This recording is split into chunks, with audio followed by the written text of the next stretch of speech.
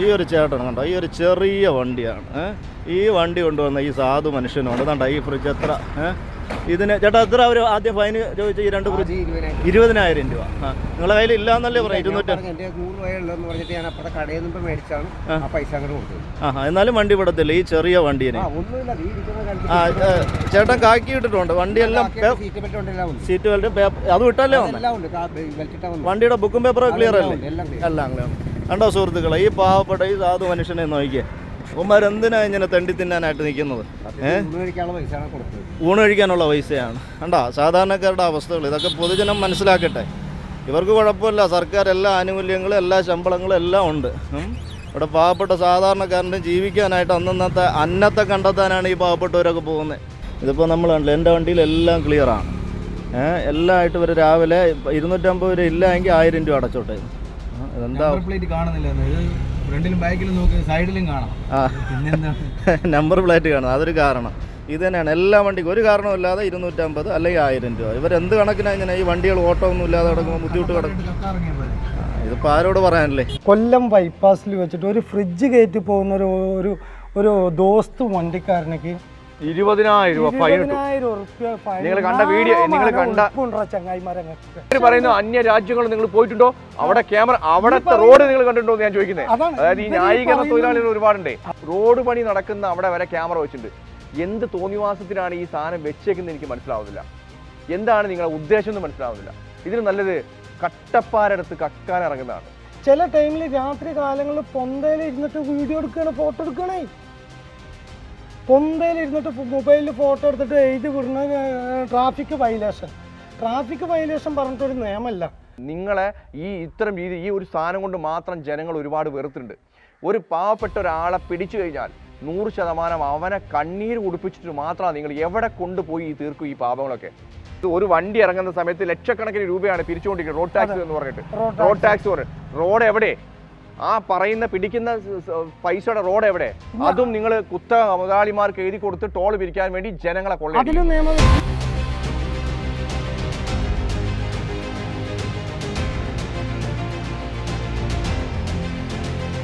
നമസ്കാരം, എല്ലാ പ്രേക്ഷകർക്കും സ്വാഗതം. ചില വിഷയങ്ങൾ സംസാരിക്കാതിരിക്കാൻ വയ്യ.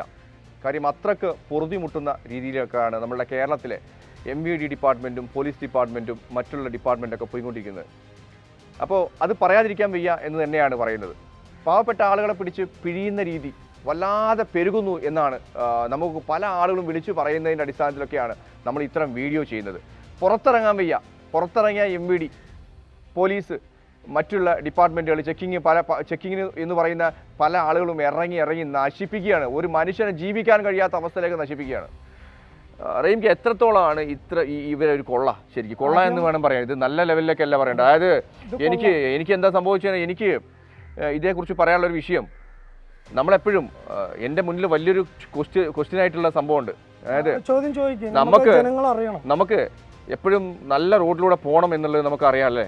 എവിടെ നല്ല റോഡുണ്ടോ? ഇല്ല. കുറച്ച് റോഡുകളുണ്ട്, അവിടെ ടോൾ കൊടുക്കണം. ആ റോഡ് ടോൾ കൊടുത്താലേ പോകാൻ പറ്റുള്ളൂ. അതായത് അത് എൻ്റെ റോഡല്ല, ഞാൻ പണം ചെലവാക്കിയിട്ടാണ് കൂടുന്നത്. അപ്പൊ ഞാൻ ടാക്സ് അടച്ച എൻ്റെ റോഡ് എവിടെയെന്ന് പല സമയത്ത് എപ്പോഴും ഞാൻ ചോദിക്കാറുണ്ട്. കാര്യം അതിനപ്പുറത്തേക്ക് വേറെ വിഷയമുണ്ട്. ഈ ക്യാമറ, ഈ AI ക്യാമറ എന്നുള്ള ഈ സംഭവത്തിന്റെ തോന്നിവാസം, അത് വേണം പറയാൻ. അതായത് അത്ര രീതിയിലേക്ക് മനുഷ്യനെ കൊള്ളയടിക്കുന്ന ഒരു സാധനം ഞാൻ വേറെ കണ്ടിട്ടില്ല. ഇന്ത്യയിൽ തന്നെ ഏറ്റവും നല്ല കൊള്ളയടി സംഘമാണ് ശരിക്കും AI ക്യാമറകൾ. കാര്യം പാവപ്പെട്ടവൻ എന്തെങ്കിലും അത്യാവശ്യത്തിന് വേണ്ടി പോകാനുള്ള റോഡ് ഇല്ല. റോഡ് ഉണ്ടെങ്കിൽ റോഡ് ബ്ലോക്ക് ഭയങ്കരമായിട്ട് ബ്ലോക്കുകൾ, എല്ലാ ബ്ലോക്കുകളും. ഞാനിപ്പോൾ അടുത്ത് പോയ സമയത്ത് വരെ റോഡ് പണി നടക്കുന്ന അവിടെ വരെ ക്യാമറ വെച്ചിട്ടുണ്ട്. എന്ത് തോന്നിവാസത്തിനാണ് ഈ സാധനം വെച്ചേക്കുന്നത് എനിക്ക് മനസ്സിലാവുന്നില്ല. എന്താണ് നിങ്ങളുടെ ഉദ്ദേശം എന്ന് മനസ്സിലാവുന്നില്ല. ഇതിന് നല്ലത് കട്ടപ്പാരടുത്ത് കക്കാൻ ഇറങ്ങുന്നതാണ് സർക്കാരിനോട് പറയാനുള്ളത്. എന്താ വെച്ചാൽ നിങ്ങളെ ഇത്തരം രീതി, ഈ ഒരു സാധനം കൊണ്ട് മാത്രം ജനങ്ങൾ ഒരുപാട് വെറുത്തുണ്ട്. ഒരു പാവപ്പെട്ട ഒരാളെ പിടിച്ചു കഴിഞ്ഞാൽ 100% അവനെ കണ്ണീര് കുടിപ്പിച്ചിട്ട് മാത്രമാണ് നിങ്ങൾ എവിടെ കൊണ്ടുപോയി തീർക്കും ഈ പാപങ്ങളൊക്കെ. കാര്യം അത്തരം രീതിയിലേക്കാണ് ഒരു മനുഷ്യനെ പിഴിയുന്നത്. എവിടെ നോക്കിയാലും പോലീസുകാർ, എവിടെ നോക്കിയാലും MVD ഡിപ്പാർട്ട്മെൻറ്റ്, എവിടെ നോക്കിയാലും ട്രാഫിക് പോലീസുകാർ, എല്ലാവരും കൂടെ 3 പേരും കൂടെ ഈ ലോറി പ്രസ്ഥാനം, മറ്റുള്ള പ്രസ്ഥാനത്തൊക്കെ ശരിക്കും ഇവരൊന്നും കണ്ടേക്കരുതെന്ന് രാവിലെ പ്രാർത്ഥിച്ചിറങ്ങുകയാണ്. എന്നുവെച്ചാൽ അത്തരം രീതിയിലേക്കുള്ള ഗുണ്ടാ പിരിവുകളാണ് നടത്തിക്കൊണ്ടിരിക്കുന്നത്. അതായത് ഈ ലോറി മേഖല എന്ന് പറയുന്നത് ഇപ്പോഴത്തെ ഇത് പറഞ്ഞു കഴിഞ്ഞാൽ ഒരു ആഡംബരമായിട്ട് മാത്രമാണ് ഇന്ന് ലോറി മുതലാളിമാരുടെ ജീവിതം. അതായത് കാണുമ്പോൾ ഒരു വീട്ടിൽ എൻ്റെ മുറ്റത്തൊരു ആനണ്ട് എന്ന് പറയുന്നു. അതായത് ആദ്യം മുകളിൽ നിന്ന് തുടങ്ങാം. ആദ്യത്തെ ഞങ്ങളുടെ ഫിനാൻസ്, പിന്നെ ഇൻഷുറൻസ്, പിന്നെ RTO, പിന്നെ പോലീസ്, ഇതൊക്കെ കഴിഞ്ഞിട്ട് ഡ്രൈവറും കഴിഞ്ഞിട്ട് എന്തെങ്കിലും തുച്ഛമായിട്ട് കിട്ടുന്ന ചെക്ക് പോസ്റ്റ് പറയണ്ട, ചെക്ക് പോസ്റ്റ്, ഇതൊക്കെ കഴിഞ്ഞിട്ട് എന്തെങ്കിലും തുച്ഛമായിട്ടാണ് ഇന്ന് ഞങ്ങളുടെ വരുമാനം എന്ന് പറയുന്നത്. ഇതിൻ്റെ ഇടയിൽ കൂടെ പോലീസ് ഇന്ന് എവിടെ വണ്ടി കൊണ്ടുപോയി നിർത്തിയാലും ഇല്ലെങ്കിൽ ഓവർലോഡ്, ഒരു ലോറിയുടെ 1020 ടയറിൻ്റെ ലോഡ് കയറ്റേണ്ട ഹൈറ്റ് എത്രയെന്നുള്ളത് ആ ഉദ്യോഗസ്ഥന് അറിയുന്നില്ല. ആ വണ്ടീൻ്റെ ഹൈറ്റ് കാണുമ്പോൾ അത് ഓവർലോഡ് എന്നാണ് പറയുന്നത്. ആ വണ്ടീൻ്റെ ടയർ റോഡ് ലെവൽ തൊട്ടിട്ട് മുകളിൽ വരെ 4.5 മീറ്ററാണ് ഹൈറ്റ് നമുക്ക് കേന്ദ്ര സർക്കാർ മോട്ടോർ ആക്ട് നിയമപ്രകാരം പറഞ്ഞിട്ടുള്ളത്. ഇന്നൊരു പെട്ടി വണ്ടിക്കാരൻ ഇന്ന് 3-ാം തീയതി ജനുവരി 3-ാം തീയതി കൊല്ലം ബൈപ്പാസിൽ വെച്ചിട്ട് ഒരു ഫ്രിഡ്ജ് കയറ്റി പോകുന്ന ഒരു ദോസ്ത് വണ്ടിക്കാരനക്ക് 20,000 രൂപ ഫൈൻ. 20,000 ഫൈൻ. നിങ്ങൾ കണ്ട വീഡിയോ, നിങ്ങൾ കണ്ട ചങ്ങായിമാരങ്ങൾക്കൊക്കെ ഇക്കത് പറയാനുള്ളത് ആരിനോടാണെന്നറിയാം. ഒന്ന് വന്നിട്ട് പുതിയതായിട്ട് വന്നിട്ടുള്ള നമ്മളുടെ മോട്ടോർ വാഹന വകുപ്പിലത്തെ ഗണേഷ് കുമാർ സാറിനോടും ആഭ്യന്തരം കൈകാര്യം ചെയ്യുന്ന പിണറായി വിജയൻ സാറിനോടാണ് അത് പറയാനുള്ളത്. ഞങ്ങൾ ഈ ലോറിക്കാർ ജീവിക്കാൻ വേണ്ടിയിട്ട് അന്നം മുട്ടിയിട്ട് അങ്ങോട്ടും ഇങ്ങോട്ടും ഓടിയിട്ട് ഞങ്ങളുടെ ഈ പിന്നാലെ നടന്നിട്ട് ഈ 1000-ങ്ങളും 500-ഉം 250-ഉം വെച്ചിട്ട് ഫൈന് മേടിച്ചിട്ട് നിങ്ങളിത് ആർക്ക് വേണ്ടിയിട്ടാണ് ഉണ്ടാക്കുന്നത്? ജനങ്ങളെ എന്നിട്ട് നന്നാവുന്നുണ്ടോ ഈ സാധനം?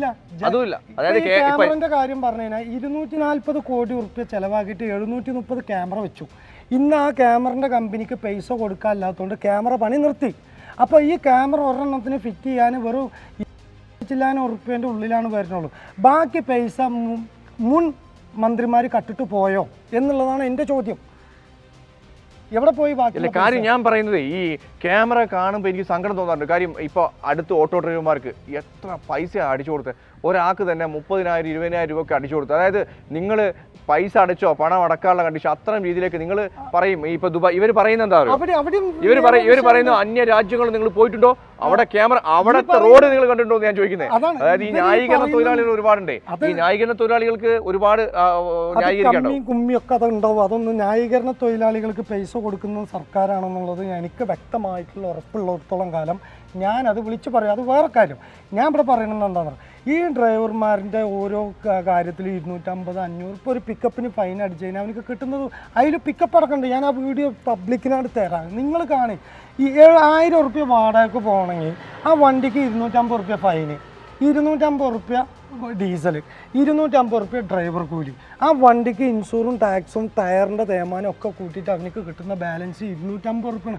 അപ്പോൾ ഒരു ദിവസം ഓടുന്നത് വെറും 300-500 രൂപ. അല്ല, ഇത് നാറിയ ഭരണോ, ഈ നാറിയ ഭരണം കാരണം കൊണ്ട് ജനങ്ങളെ മുറ്റോട് നശിപ്പിച്ചും കൊണ്ടേ പോവുള്ളൂ എന്ന് പറയുകയാണെങ്കിൽ ഇത് ഇവരിനെ കൊണ്ട് ഈ സംസ്ഥാനം ഇവരിനെ മാറ്റി നിർത്തും. അത് എന്തൊരു കൊള്ളയല്ലേ, ഒരു മനുഷ്യന് ജീവിക്കാൻ കഴിയാത്ത ഐറ്റംസിലേക്ക് കൊള്ള. ചില ടൈമിൽ രാത്രി കാലങ്ങളിൽ പൊന്തയിൽ ഇരുന്നിട്ട് വീഡിയോ എടുക്കുകയാണ്, ഫോട്ടോ എടുക്കണേ. പൊന്തയിൽ ഇരുന്നിട്ട് മൊബൈലിൽ ഫോട്ടോ എടുത്തിട്ട് എഴുതി വിടുന്ന ട്രാഫിക് വയലേഷൻ പറഞ്ഞിട്ടൊരു നിയമമല്ല. ട്രാഫിക് വയലേഷൻ പറഞ്ഞാൽ മലയാളത്തിൽ അതിൻ്റെ അർത്ഥം ട്രാഫിക് നിയമലംഘനം നടത്തി എന്നുള്ളതാണ്. ട്രാഫിക് ഇത് എഴുതി പറഞ്ഞ ട്രാഫിക് വയലേഷൻ. ഈ ട്രാഫിക് വയലേഷൻ വെച്ചിട്ട് നമുക്ക് ഫൈൻ അടിക്കുമ്പോൾ പിന്നെ വേറെ സംഭവം നാണോമാനം വേണ്ട. ഇനി വേറെ സംഭവമുണ്ട്. അതായത് ഇപ്പോൾ ഹൈവേ 6 വരി പാത വരും എന്ന് പറയുന്നുണ്ടല്ലോ. ഇപ്പോൾ കാസർഗോഡ് ടു തിരുവനന്തപുരം വരെ എവിടെ ആവട്ടെ, അത് വലിയ രീതിയിലേക്ക് കൊട്ടിഘോഷിക്കണ്ടല്ലേ ശരിക്കും? അല്ല ഞാൻ പറയുന്നത് വലിയ രീതിയിലേക്കാണ് സർക്കാരുകൾ കൊട്ടിഘോഷിക്കുന്നത്. അല്ല ആയിക്കോട്ടെ, ഞാൻ പറയുന്നത് ഇനിയിപ്പോ 2 സർക്കാരുകളും കൊട്ടിഘോഷിക്കട്ടെ. ഇത് നമ്മളുടെ പൈസ കൊണ്ട് ഉണ്ടാക്കിയ സാധനമാണ്. അതിലൂടെ യാത്ര ചെയ്യണമെങ്കിൽ ടോൾ കൊടുത്താലേ യാത്ര ചെയ്യാൻ കഴിയുള്ളൂ. ആണോ? അപ്പൊ നമ്മളുടെ പൈസ എവിടെ? അപ്പൊ അതന്നെ ഇത് ചോദിക്കേണ്ടത് ഞാനോ നിങ്ങളോ അല്ല. ഈ 3.5 കോടി അല്ലെങ്കിൽ 140 കോടി ജനങ്ങൾ എന്തുകൊണ്ടൊക്കെ ചോദിക്കുന്നില്ല എന്നുള്ളതാണ് എന്റെ ചോദ്യം. ആ ടോളിന് ഞാൻ പൈസ കൊടുത്തിട്ടാണ് പോകേണ്ടത്, ആണല്ലേ? അപ്പൊ നമ്മളുടെ പൈസ എവിടെ? ആരുടെ വികസനമാണ് ഇവർ കൊണ്ടുവരുന്നത്? ഇവർ ഏത് വികസനം കൊണ്ടുതന്നെ? ഇവർ LNT പോലെ മറ്റുള്ള റിലയൻസ് പോലുള്ള കമ്പനികൾ ഉണ്ടാക്കിയിട്ട് കമ്പനികളാണ് ശരിക്കും റോഡ് ഉണ്ടാക്കണമെന്ന് എനിക്ക് തോന്നുന്നത്. കാര്യം എന്താ വെച്ചാൽ അങ്ങനെയെങ്കിൽ മാത്രമല്ല അവർക്ക് ചെയ്യാൻ പറ്റുള്ളൂ. അപ്പൊ പിന്നെ നമ്മളുടെ റോഡിന്റെ ഫണ്ട് എവിടെ പോയി? അത് ഇവര് കട്ടുകൊണ്ട് പോവാണല്ലോ. അത്രയും രീതിയിലേക്ക് ഞാനിങ്ങനെ ആലോചിച്ച് തലയും വാലും കിട്ടാത്ത സംഭവമാണ്. അതായത് റോഡുകൾ ഉണ്ടാക്കിയിട്ട് ആ റോഡുകളിലൂടെ നമുക്ക് യാത്ര ചെയ്യാൻ, അതായത് ഒരു വണ്ടി ഇറങ്ങുന്ന സമയത്ത് ലക്ഷക്കണക്കിന് രൂപയാണ് പിരിച്ചുകൊണ്ടിരിക്കുന്നത് റോഡ് ടാക്സ് എന്ന് പറഞ്ഞിട്ട്. റോഡ് ടാക്സ് പറഞ്ഞു റോഡ് എവിടെ? ആ പറയുന്ന പിടിക്കുന്ന പൈസയുടെ റോഡ് എവിടെ? അതും നിങ്ങൾ മുതലാളിമാർക്ക് എഴുതി കൊടുത്ത് ടോൾ പിരിക്കാൻ വേണ്ടി ജനങ്ങളെ അതിലും നിയമം വരുത്തിയിട്ടുണ്ട്. നാഷണൽ ഹൈവേ അതോറിറ്റി അതിലൊരു നിയമം കൊടുത്തിട്ടുണ്ട് ഇപ്പോൾ കഴിഞ്ഞ മാസം കേന്ദ്ര സർക്കാർ. എന്താണ് അതിന് ഞാൻ അനുകൂലിക്കും. കാരണം എന്താണെന്ന് വെച്ച് കഴിഞ്ഞാൽ ഓരോ വണ്ടികളുടെയും ഫാസ്റ്റ് ട്രാക്ക് ഇനി വെയിറ്റ് അനുസരിച്ചിട്ടാണ് ഫാസ്റ്റ് ട്രാക്കിന് പൈസ കട്ട് ചെയ്യുള്ളൂ. അതിപ്പോൾ നോർത്ത് ഇന്ത്യയിലൊക്കെ തുടങ്ങിയിട്ടുണ്ട്. അതായത് ചില വണ്ടിക്കാരൊക്കെ ഇപ്പോൾ അതിനെ പറ്റിയിട്ട് വീഡിയോ എടുത്ത് പുറത്ത് വിടുമ്പോൾ അവർ ഇതിനെ പറ്റിയിട്ടൊന്നും അറിയുന്നില്ല എന്നുള്ള യാഥാർത്ഥ്യമാണ്. കാരണം എന്നെ സംഭവിച്ചിടത്തോളം ഓവർലോഡ് കയറ്റിയ വണ്ടികളിനെ ഫൈൻ അടിച്ചിട്ട് ഇതുപോലെ ടോളുകളിൽ നിന്ന് ഫൈൻ അടിക്കണം എന്നുള്ളതാണ് എൻ്റെ ഇത്. കാരണം എന്താണെന്ന് വെച്ച് കഴിഞ്ഞാൽ ഇവിടെ ഒരു വണ്ടി ഓവർലോഡ് കയറ്റുമ്പോൾ ഇപ്പോൾ ഒരു 6 വീല് വണ്ടി 12,000 കിലോ കയറ്റുന്ന ഒരു വണ്ടി, ആ വണ്ടി 18,000 കിലോനാണ് കയറ്റുന്നത്. ആ 18,000 കിലോ കയറ്റേണ്ട വണ്ടി 25,000 കിലോനാണ് കയറ്റുന്നത്. ഈ 8.4 ടയർ വണ്ടി വന്നിട്ട് 10,000 കിലോനാണ് കയറ്റുന്നത്. അപ്പോൾ ഇവർ ഈ വാടക കുറക്കാൻ വേണ്ടിയിട്ട് ഇവർ ഈ ഓവർലോഡ് കയറ്റുമ്പോൾ ടോളുകളിൽ ബേവറേജ് വന്നിട്ട് ബേ ബില്ലും പാസ്സാക്കിയിട്ട് ഇനി ഇവർക്ക് ഓവർലോഡ് കയറ്റാത്ത രൂപത്തിലേക്ക് ഈ സംസ്ഥാനം കേന്ദ്രം മൊത്തത്തിൽ വന്നതിന് ഒരു അഴിമതി ഇവിടെ നടക്കില്ല, ഒരു വിലക്കയറ്റം ഇവിടെ വരില്ല. ഈ പ്രസ്ഥാനത്തിനും കൊണ്ട് ഈ രാജ്യത്തിന് ഒരുപാട് വികസനവും സമ്പത്തും വർദ്ധിക്കുക എന്നല്ലാണ്ട് ഈ നാടിന് യാതൊരു ഭവിഷ്യത്തും ഒരു ദോഷവും വരില്ല. ഒരു പബ്ലിക്കിന് പോലും ഒരു ബുദ്ധിമുട്ട് വരാത്ത കാര്യങ്ങളാണ്. പക്ഷേ ഇതൊന്നും ഇപ്പോൾ ഈ ഗണേഷ് കുമാർ വന്ന് കയറിയിട്ടുണ്ട് നമ്മളെ ഗതാഗത വകുപ്പ് മന്ത്രിയായിട്ട്. അദ്ദേഹത്തിനോട് എനിക്ക് പറയാനുള്ളത് പറഞ്ഞു കഴിഞ്ഞാൽ, അതായത് ഈ ടിപ്പർ തൊഴിലാളികളുടെ ഒക്കെ ലൈസൻസ് റദ്ദാക്കുന്നമായിട്ടുള്ള നിയമങ്ങളൊക്കെ ഒന്ന് എടുത്ത് കളയുക. ഈ മോട്ടോർ വെഹിക്കിൾ ഡിപ്പാർട്ട്മെൻറ്റൊക്കെ ഞങ്ങളമായിട്ടുള്ള രാവും പാലും കഷ്ടപ്പെട്ട് വന്നിട്ട് ഉറങ്ങി കിടക്കുമ്പോൾ ഫൈൻ ചെയ്തിട്ട് കണ്ണാടി ചില്ലിൻ്റെ ഉള്ളിൽ തിരികെ പോകുന്ന ഈ ചെറ്റത്തര പരിപാടികളൊക്കെ ഒന്ന് നിർത്തലാക്കുക.